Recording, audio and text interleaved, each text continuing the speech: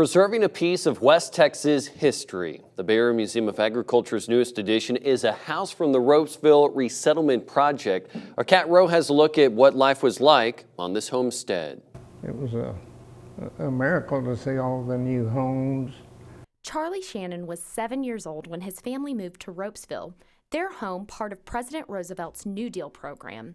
FDR had several programs that aided the country's families during the Great Depression. The Federal Emergency Relief Administration's Rural Rehabilitation Division focused on the nation's farm families. This project in Ropesville was one of 78 that aimed to help farmers reestablish themselves. It was a beautiful place. They were so nice, well-built houses. Now, we came in the second group, 1938. The 1936 were altogether different from the 1938s. They made a lot of improvements, a lot nicer houses, and we had running water.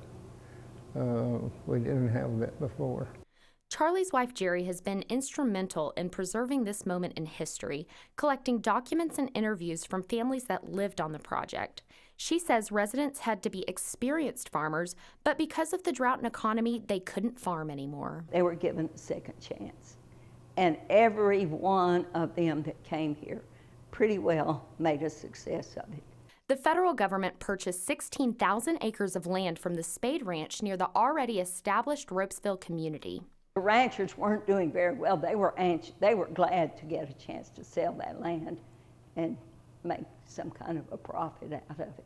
Each homestead was equipped with a home, chicken coop, brooder house, and windmill. Families farmed the land on loans. It was a loan, it was not a gift. None of this was really ever a gift. Charlie loved school because when he wasn't learning, he was working. Get up before the sun come up and go to bed when it goes down and work in between, milk cows, grind feed. We love school. I'd ride my horse over on Friday and play football. As part of the project, the government built this community center, and it had many uses over the years. That was our recreation place in high school. We skated. The project ended when World War II began. The government offered the land to the farmers for just $35 an acre, as well as the community center for just $500. Documents and pictures are now being preserved in the community building in hopes of inspiring a sense of nostalgia in the young people of the community of Ropesville. It's surprising how little our children know about our history. Many of them that are here now in school had grandparents and great-grandparents that came in 1936 and 1938, but they get very interested in it when their name is mentioned. Charlie hopes that he can share his experience with the rest of the community.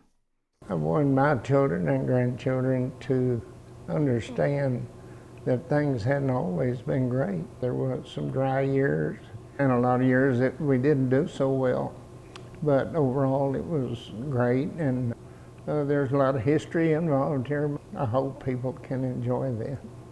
And as for the legacy of his land, I bought it from my parents, and I have deeded it to my grandkids. what do you hope for the future of that land? I'll just tell them not to sell it, and want them to keep it.